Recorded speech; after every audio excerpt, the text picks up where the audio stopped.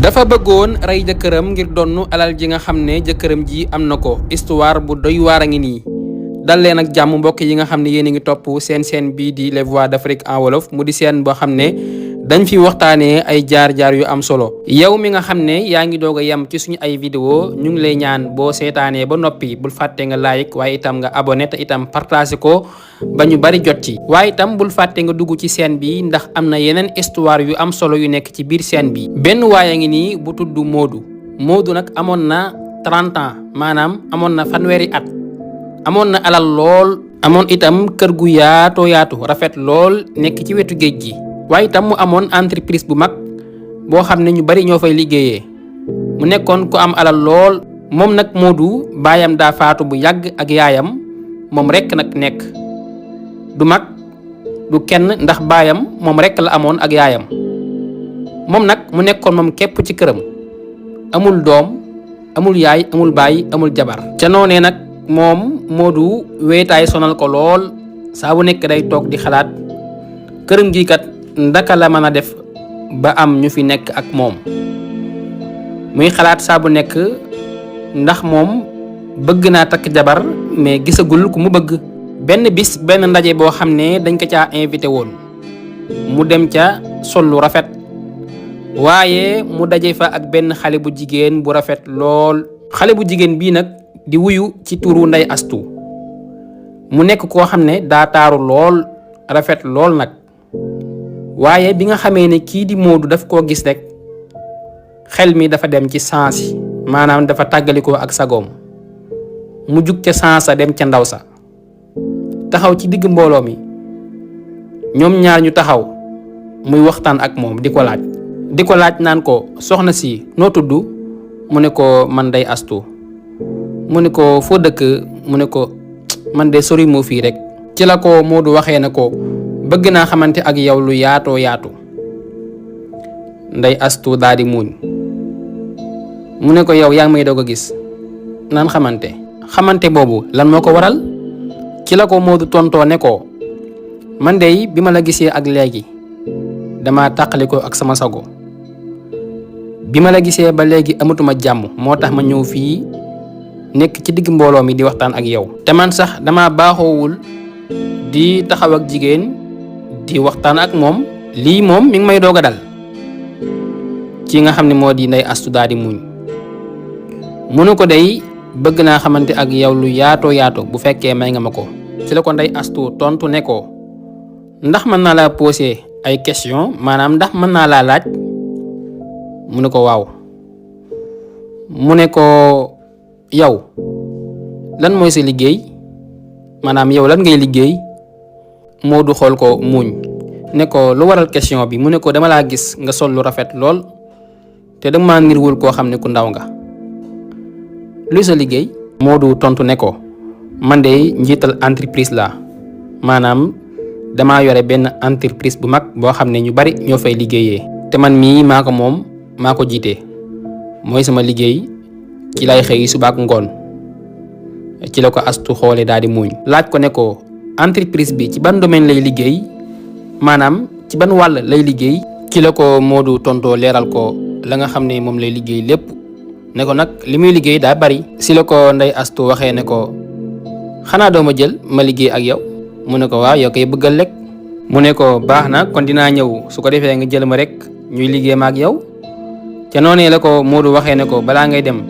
léegi danga may jox sa numéro su ko defee ñuy déggante ndax xawma la te itam fii laa dajee ak yow te soo ma joxul sa numéro mën naa bañ a gisantewaat ak yow mën naa bañ a xamante yow xamante boo xam ne day yaatu. ca noonee la ko kii di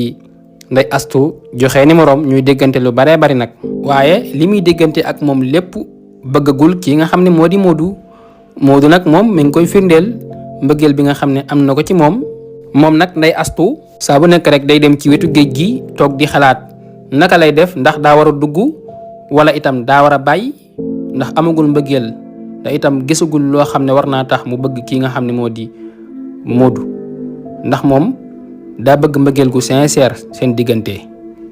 ca noonee nag la way di waxtaan ak moom lu baree bari nag ci lay dem mbëggeel di dugg seen diggante maanaam daal moom Astu dem na ba bëgg kii nga xam ne moo di Modou mbëggeel goo xam ne daf koo ëpp doole lool ndax Modou saa bu nekk daf koy wan lu bari ci mbëggeel gi nga xam ne bëgg na ko waaye waxtaan bi nga xam ne mi ngi koy waxtaan ak moom tax na lu baree bari nag soppeeku seen diggante neex lool ñu bëggante lool. ca noonee la kii nga xam ne moo di Modou daal di wax ne ko dama lay takk nga nekk sama jabar man nag musuma am jabar waaye bëgg naa la takk nga nekk sama jabar nekk ci kër gi daal di may jural sama ay doom. ca noonee nag la kii nga xam ne moo di Ndeye Astou kontaan lool bëgg lool ndax bëgg na waaye nag la ko dugaloon ci sëy bi du alal li ko dugal ci sëy bi mooy mbëggeel ndax dakaa bëggoon lool nag. ca noonee nag la Modou demee ci ay mbokkam waxtaan ak ñoom ba ñu may ko kii nga xam ne moo di Ndeye Astou muy sëy ak moom sëy bu neex nekk ak moom ci kër gi Ndeye Astou di toppatoo kër gi di ko toppatoo itam saa bu nekk mu nekk ak moom si jàmm ak salaam nekk ak moom ci dund bu neex a neex. jëkkëram ji nag di Modou saa bu nekk bu génnee toog ak xarit yi di waxtaan ak ñoom daf leen di wax ne man de saa jabar ji damaa yéex a dugg ci moom ndax kii ku baax la te saa bu nekk bu ma nekkee ci kër gi jàmm ak salaam képp lay am ba ni may génnee mi ngi may toppatoo mi ngi may defal lépp lu ma bëgg kon yéen ñi nga xam ne amagu leen jabar dem leen takki jabar te ngeen wut ku baax a baax a baax. Modou di waxtaan ak xarit yi naan leen ku ci takk jabar daal na nga xool jigéen bu baax a baax nga dugg ci moom te itam na nga xool ba bëgg ndaw si doog a dugg ci moom te itam moom na la bëgg balaa nga koy takk ndax jigéen su la bëggul du la sëyal. waaye ca noonee daal la Modou di wëy di ànd ak kii nga xam ne moo di Ndeye Astou ci jàmm ak salaam